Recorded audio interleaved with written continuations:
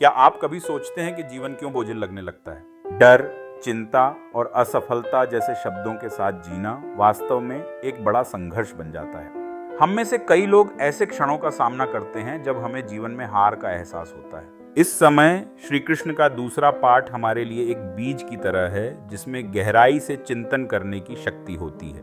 कुरुक्षेत्र के तीव्र युद्ध के मैदान में अर्जुन खुद को एक विघटन में पाता है।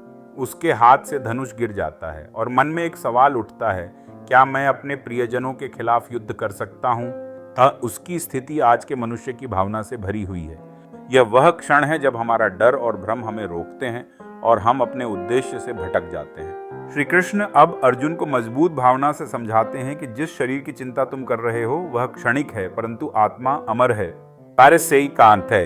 यह संदेश हमें सिखाता है कि जब हम जीवन में कठिनाइयों का सामना करते हैं, जैसे नौकरी का खोना या धोखा, हमें याद रखना चाहिए कि यह केवल स्थायी नहीं है। आत्मा की अमरता का ज्ञान हमारी स्थिरता और शक्ति का स्रोत है।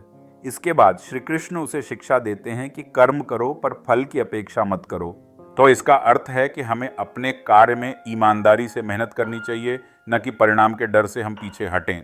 यह एक महत्वपूर्ण संदेश है जो हमें बताता है कि असफलता हमें सीखने का अवसर देती है। इसलिए डर से मत भागो, बल्कि अपने कर्तव्यों का पालन करें। अंत में गीता का दूसरा अध्याय हमें सिखाता है कि आत्मा अविनाशी है और हमें हर परिस्थिति में स्थिरता से जीना चाहिए। योग का अर्थ है हर स्थिति में संभव से कर्म करना। यह निष्काम कर्मयोग की शिक्षा है जो हमें जिंदगी के कठिन पलों में प्रेरित करती है। इसलिए इस गहन ज्ञान के साथ आगे बढ़ें और अपने जीवन में खुशी और शक्ति को खोजें।